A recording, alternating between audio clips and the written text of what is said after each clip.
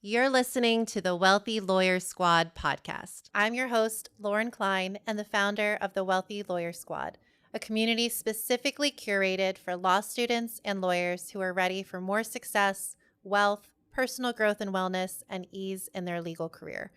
With the tools and strategies I teach in the squad and that I've implemented in my own career successfully, I want you to get ready to approach your legal career in a whole new way and live a life you never imagined. I'm a former big law attorney, entrepreneur, law firm owner, and success coach for law students and new lawyers, and I am here to support and inspire you on your journey in the law every step of the way. Let's go, squad.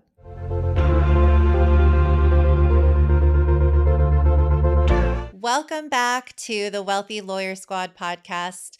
Today is a very exciting day because I get to chat with my friend Barbara, and you get to hear our incredible conversation because we always have the most insightful conversations. I seriously admire, look up, maybe obsess over slightly Barbara, especially as a newer entrepreneur, just following her journey.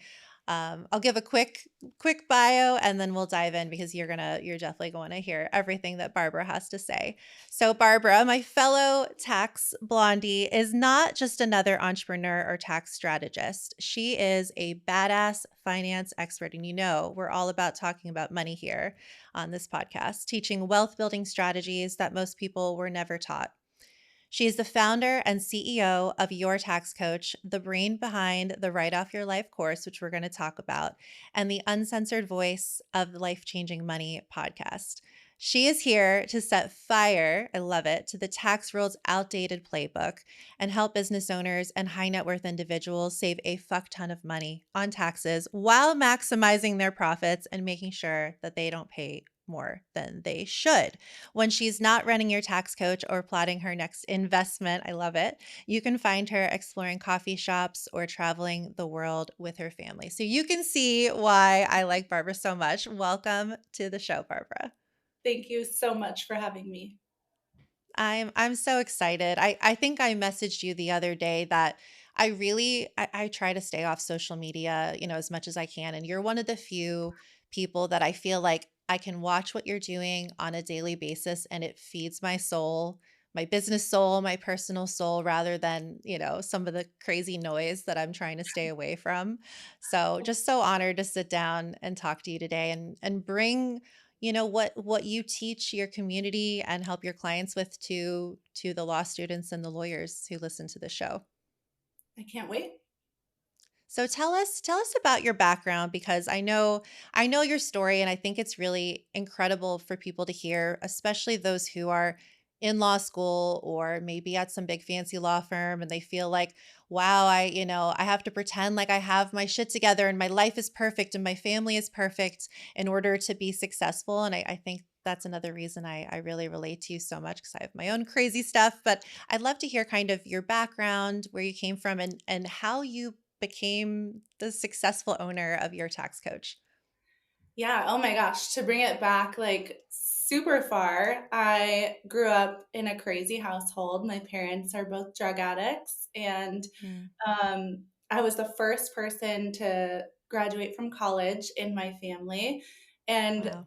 I do think like the crazy upbringing really fed my like um, hustleness. I was just always like, I don't want to be like them. And so what can I Yeah. do and what do I need to do to not have that life for me or a family that I have? And so I graduated high school early. I graduated at 16, started going to college, but didn't know what I Wow. wanted to do. So I just went to community school and I volunteered at the voluntary income tax program. It's called VITA for like low income families. And I was like, I think I like this like tax program. And so when I transferred to university, um, I was a business major in marketing, but I ended up getting pregnant in college my junior year. And that's when my career counselor was like, okay, you gotta stop the marketing thing and do accounting, because I went to them like crying, being like, I Mhm. have this baby to take care of. Like, I don't have time to have this gap, after graduation before I get a job. And so Yeah. um, I switched to accounting. I did big accounting, as I'm sure I know you did big law. And so I worked at Big Four for a little bit. I was the first one to leave because I was like, you guys are crazy. Like, we're working 100 hours a week and getting paid literally nothing. I And so know. all my peers thought I was crazy because I was the first one in our master's program to leave. But How um, how long how long did you make it? Because I started in Big 4 and I think I made it 10 months and I was like, Mhm. "What is this? What is this nonsense? I'm out." Yeah, I did 2 internships, in less than a year, and so not so long, and then I went to, like, smaller and smaller accounting firms after that because I was just like, "Maybe this one is better," right? So then I Yeah. was at, like, a regional firm, and that I was still not finding, like, fulfillment, and I realized they all kinda sucked at communication with their clients, and they didn't really actually care if they helped their clients, and so then I went to, like, a local firm, and then, like, smaller and smaller. And then finally, I was like, I just have to make it my own because I'm not finding what I need. So what was the moment or what were you thinking in that moment when you're like, "Okay, I can't take this anymore. Something is not working. This is not aligned. I feel like the clients aren't even being serviced properly." Like what went through your head in that moment? Was it like an aha lightning strike moment? Was it a slow build to entrepreneurship and just kind of cutting the cord? How did that play out? Well, as you probably know, in school as well, they kind of like train you to be really good employees, right? So they teach us this like corporate ladder of, okay, if you stay for 2 years, you'll be a senior, and 5 years, you'll be a manager, 7 years, you'll be a director. Maybe one out of 100 of you will ever be a partner at a firm one day. So that was like Yeah. always in my mind. And I was like, but in my mind, I was like, I'm going to be that 1 in 100 person, and I will be a female partner at a big accounting firm one day. But I never once thought it would be my own firm. I was just always Mm, like, I'll be a part of someone else's firm. And it was yeah. Christmas 2019. And I was crying to my husband, like literal tears coming down my face because I Mm, was supposed to get this commission check because if we brought in clients to my old firm, then we would get a small commission from bringing those clients in. And this client had given the firm the largest check they'd ever received because I helped them save wow. $2.3 million in taxes. Wow. So you can imagine their tax fee was high. And that commission check would have paid off the rest of my student loans. Oh, And so I was like, my student loans were more than my mortgage for 7 years, and so I was just like, "Finally," And Christmas Eve, I get an email from the partner, not even a thank you, not anything except, "This was the largest check our firm's ever received. You get to beat that next year."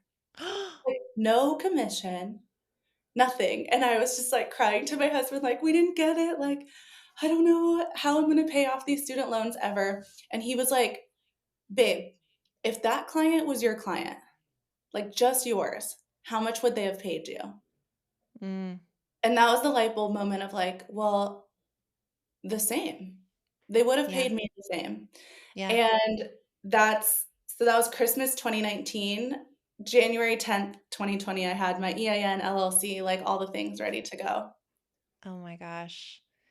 So many things just to unpack from that. I mean, number one, my stomach just dropped hearing that story. Like I can't imagine getting that email number one on Christmas Eve. Come on, how rude. I know. Number two, what a scarcity mindset to like what do you think is going to happen to your employee when you basically cut off all loyalty and all motivation when they're Right. bringing in the biggest client they've ever had? Like I don't understand people Yeah. who don't have that ability to think bigger, big picture. Mhm. Wow. And my And my just the husband and I feeling of talk. like having loans, like it's scary. It's really scary. Mhm. And it wouldn't have taken much for me to stay with them. Like, my husband and I think about it all the time. I'm like, if they even Mm, gave me, like, $5,000, $10,000, like, maybe yeah. your tax coach wouldn't even be here right now, which is crazy. Yeah. Well, the world would be worse off for sure. But it is crazy to think like it's these little moments, it's these little Mhm. moments, and sometimes you need something really unfortunate like that to happen and disappointing to put that fire under your ass to say, "Fine, you know what? I already knew I could do it better. I had no doubt that I could make partner at a Big 4 accounting firm. I had no doubt that I could do all these things, and I would have probably stayed. But thank you for this gift." In the moment, it doesn't feel like a gift, but thank you for this gift to motivate me to go build something bigger and better. Mhm. Wow. And so you started in 2019, and I guess were you virtual to begin with, or did COVID then kind of shift everything, a year later?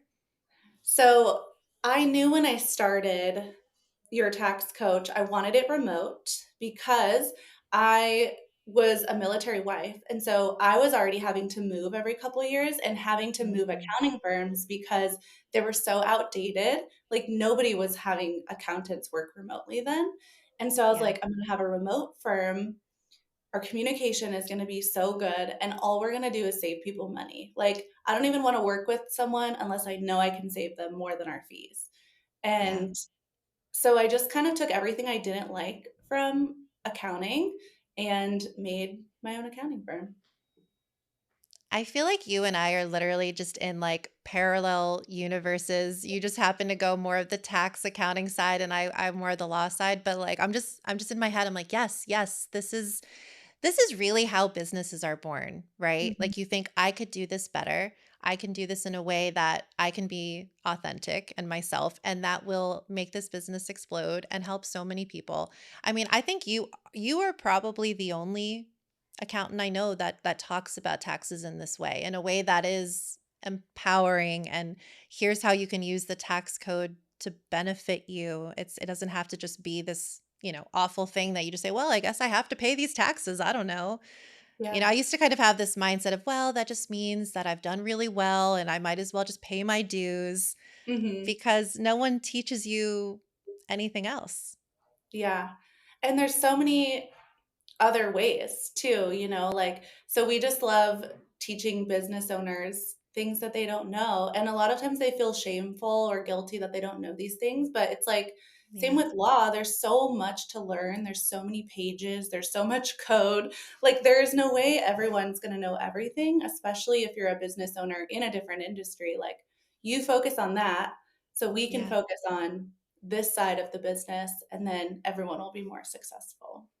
Yeah. So what is your typical client, or your ideal client that you guys work with? Yeah, business owners and real estate investors.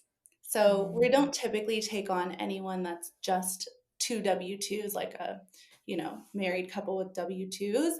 We want our fees, like I mentioned, to be less than what we're saving you, so that it's always this like return on investment. You always feel really good when you're paying our invoices. It's not this like, yep. oh, dreadful, like, I can't believe I have to pay this again. I read this book when I first started business called Happy Money. And that really Oh. kind of, it's a really good book. It's about Asian culture and their relationship with money. And they have this like concept of whenever money flows out, you have to do it with happiness because it is an Mm, energy and currency. So, like, if you're paying a bill, for example, like a utility bill, and you're like, oh, I can't believe like the air conditioning cost this month. Um, then that money is going to flow out into the world in a negative way. And so to just be like, wow, I'm so grateful that I was really comfortable in my house this month and I'm able to pay this bill. And yeah. it's just like a different mindset to have. And so I Yeah. want everyone to feel like that when they're paying our invoices. I love that, and I love, leading with value and saying, "Okay, Mhm. this is the value, the return on investment like you said that we're providing you. But for these services, you would very likely pay a lot more in taxes. Yeah, your maybe your fee to your accountant will be less, but look at what you're going to be handing over to the IRS. And then when you're working with us, you're also planning ahead. You're looking Mhm. at it from a big picture perspective. That's amazing. How did the master class come to be? How did the write off your life master class come in? Was that because you had people who were like, "Hey, I'm not yet at that level, but I want to get to that level." Is that kind of the idea behind it?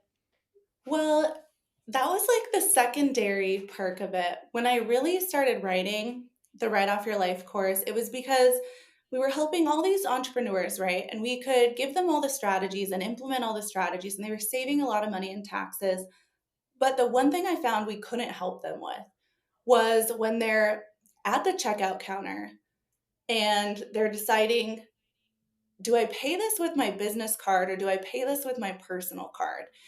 And Mm, that's really where business owners needed to learn which cards to use when. And so that's really why the course was written. But then I realized ah, so many people that buy the course are because, we are a more luxury firm and we're not the cheapest in town because we provide so much value. But there are still a lot of business owners that there's newer business owners, they don't have a ton of extra money. And so they buy yeah. the course and they're still able to save tens of thousands of dollars on their taxes, but at a much lower price point and without us, doing it one on one with them. So yeah, kind of both of those perks with the course, and it's just kind of grown each year. Like we add more and more stuff to it. I mean, I see you adding stuff. I see you talking about it. I just see all the I don't know, just the innovative ways that you're approaching tax and it like I said, it's really inspiring to me. And for me personally, I really try, now I'm almost in my 3rd year of owning a law firm and so it's getting easier to kind of think about myself as a law firm owner and away from the big law, but especially before I launched and when I was beginning and when I first met you, to see other women who are and men too, but mostly other women who are saying, I'm gonna do this in my own way. I'm gonna think outside of the box on how I can help people and ways that I can bring in revenue. Courses, which is that's not necessarily typical in law or tax to create a course. It's more common in other industries, but how smart because now you can help more people and now you have passive income.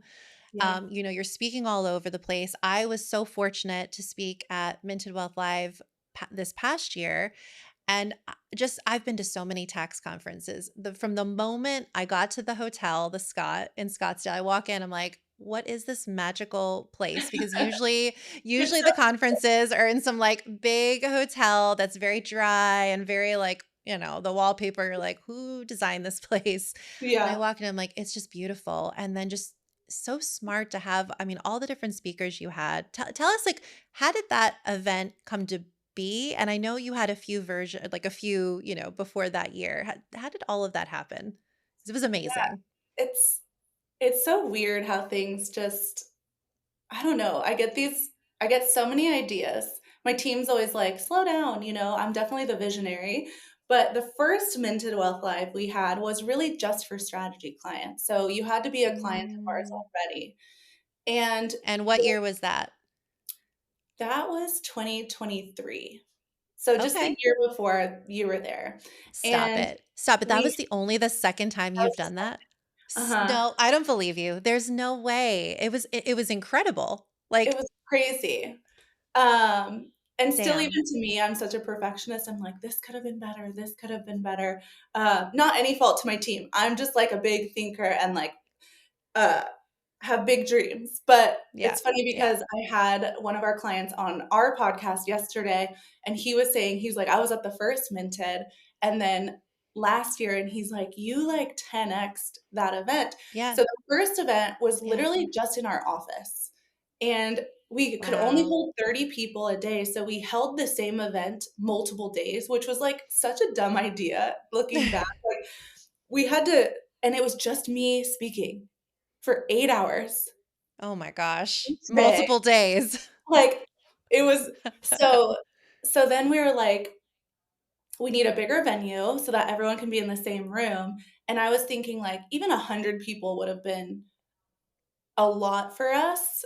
And we like Yeah. oversold the event, had such amazing speakers like yourself and Vina Jetty. And Oh, she was so so good. she's so good. She's done over So good. $1 billion in transactions, which is just crazy. And so yeah, Minted Wealth Live 2025, which rhymes now that I say that, will be even bigger and more fun and multiple days. So Amazing. And people can already sign up for the wait list, right? We can put it in the show notes. Yes, the wait list is open. We haven't started selling tickets quite yet. We're still working on how many people we can fit and then Mm, kind of backwards plan. An event is so time consuming, like it is not for the faint of heart. So if you're yeah. thinking about it, I can give you all the tips, which I do Yes. suggest doing an event. Everyone would love your event, but they're a lot of work. Well, we definitely want to do an event because I was blown away and I was like, we need something like this in Florida and in law and having other people too. So I'll keep you posted because I would love if you could attend ours. And I'm planning something now for on a much smaller scale, a yoga retreat for women in law. It's probably like 20 women. I'm like, this is a lot of freaking work. It's fun and it's Mhm. exciting and it's creative, but damn, it's a lot of work. It's a Retreats, yeah, lot of retreat work. planning is a lot of work and almost more intentional too because there's less Yeah. people. So it's like, Yeah. Yeah, want it to be you're and you're like, I'm creating it for the people as they're signing up. I'm like, "Oh, this yeah, person signed up. She would like this," because mhm, I know most of the people. But right. I mean, when I say, guys, get first of all, if you're interested, join the wait list, even if you think you might be, because I can tell you these tickets will sell out quickly. Like the details, like what was it? The breakfast the morning of? Like you guys literally thought of everything from like the big details to there was someone giving massages who we then went and got a massage with the next day, who was absolutely awesome, just a really cool human being. Oh, good. Um, so, no, but you really did. You did 10x it. You quantum leaped like none other. I did not know. I thought that was like the fourth time you had done that. That is crazy. Like seriously, so much respect for that. Thank Oh you. my gosh. So what's the future of your tax coach? Like you've accomplished so much already. It's grown so much. It's so big. Like what's the future looking like? I mean, just really helping more business owners. Like the longer we do this, the more we realize there are so many business owners out there just getting really bad advice that have really bad accountants that use like their cousin's best friend to do their bookkeeping. Like, if you have real businesses out there, which I know the people listening to this podcast, like they are very educated attorneys, um, you have to have advisors on your side. And so, just continuing to help business owners save money and then grow. You saw at Minted, I launched our mastermind. So, really growing like the business coaching side, masterminds, retreats, in person events. Because I do think, like, although I love remote and we help all of our tax people remotely, I find, especially as like AI gets more common and all of these like social medias and all the things, like people need in person and connections.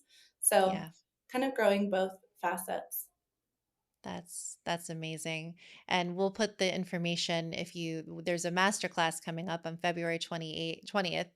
We'll put the link in the show notes. But if you're interested in the Write Off Your Life course, which oh my God, you should be interested if you are a business owner or a real estate investor. The masterclass is coming up soon. We'll put the link in the show notes as well. So I want to pivot. I want to ask you a question that I think our audience will be wondering. They're like, okay, we have this tax expert on here. A Hmm. lot of our listeners are either they're in law school, so they're not sure yet. I'm sure they'll start at a firm. For most of them, some people, are really brave, especially with this new generation, and they start on their own. And I'm like, give them so much kudos. But let's say someone is still a W-2 worker, or maybe they plan on staying on one. And, as you said, school teaches you to be an employee. And we talked about this before, the tax code does not really benefit those of us who are or were W-2s Hmm. employees. What would be your advice for someone if they're, say, at a big law firm or medium size? What is something that they can do if they don't want to start a business or they don't want to leave the law firm? What is something they can do to at least put themselves in a slightly better, tax advantaged position? Yeah, I would say for sure, at least, at the very least, match your 401k if your firm does match 401k, because that's free money. You're putting money in there to get it matched. So at least match the 401k. If you can, max it out because anything you put in there, is tax deferred. So that's going to lower your W 2 income that you're taxed on. If you can, also max out your Roth IRA. I always say the wealth is in the Roth. It is the fastest way to grow wealth and it will grow for you tax free. There's also no penalties with a Roth if you take out your contributions. So it's also this Mm, like safety net of, okay, I don't want all this money to be going into retirement if I can't touch it till I'm 65. That right. kind of like gives people the ick. So with a Roth, you can still take out your contributions. Like maybe you have like a medical emergency or a down payment on a house or something. You can still take it out. So we love Mm, Roths. Max out an HSA or an FSA if those apply to you. So an HSA, you would need to have a high deductible health insurance plan. If you do, which you probably should have if you're younger, so for those in law school, when you start, get a high deductible plan because it's not likely that you have really high medical bills. Hopefully, you're mhm, young and healthy. So, get a high deductible health insurance, then you can open an HSA. They are the only thing out there that is a triple tax benefit, meaning the money you put in it is going to lower your W 2. Then it's going to grow for you tax free as long as you invest it. That's the part people miss. Make sure it's invested, mm, and then you can take it out for medical expenses tax free, or you leave it in there, which is my suggestion if you can. Leave it in there until you're at retirement age and you can take it out just like a 401k. mm, So max those out. If you have young children, get an FSA for daycare. It's essentially making daycare tax deductible. It's not going to pay for all of it. mm. It's like 7,000 a year, which is like 2 months of daycare these days, make some of it deductible, and like $7,000 you could save like 1,500 bucks in taxes. It's not nothing. Yeah. And if you have like all those in a row and you still have extra funds, I mean, investing in real estate is really smart to do. It's the best way to save in taxes in general, but if you make over 150K a year, you don't get to take the real estate losses. So that one's more of one like we like to meet with you because there could be some workarounds. I won't get too in depth in it here, but if you do make less than 150, real estate is really smart because you can take the losses to offset your W-2 income. Mm, And then honestly, a side hustle is like the best thing you could possibly do. So maybe you practice law on the side if that's allowed, based on your like employment contract. But when you have a side hustle and you're bringing money in, you can have so many write offs. Like now your cell phone can be deductible and your home office and vehicles and travel and education and all these things. So side hustles are like our favorite thing. Oh, so good. And by the way, this is why it's so important to go to conferences like Minted Wealth Live. As a tax attorney with a whole year spent in the Internal Revenue Code, I didn't know about the HSA planning. I didn't know that. I had no idea. I'm sitting there Googling. I'm like, what? What did she just say? Like, what? So thank you. Thank you for all of that. That is just like a wealth of information.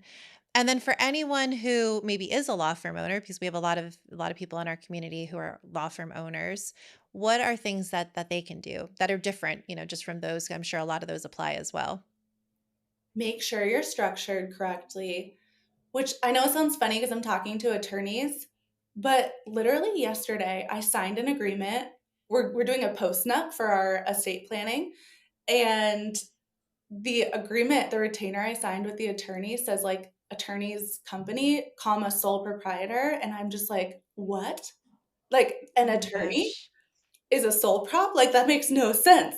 So make sure that you're set up correctly so that you can save the most in taxes. Most likely you want to be an S corporation, but there are some nuances to it. So definitely um, don't just take that advice willy nilly. So structure correctly, but then also make sure you're taking all the deductions available to you. Like, how can we make your cell phone deductible? Your home office? Can we write off a vehicle? Do we want to add a spouse to your business so that then their business travel is deductible? They also get a business car. We can double retirement contributions.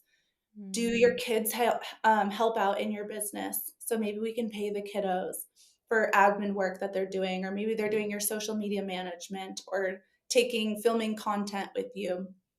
So there's just like so many things. Literally, like that is why I tell people you can write off your life because most of the things you're doing, some way, somehow, are related to your business. You just have to think of it a little bit ahead of time.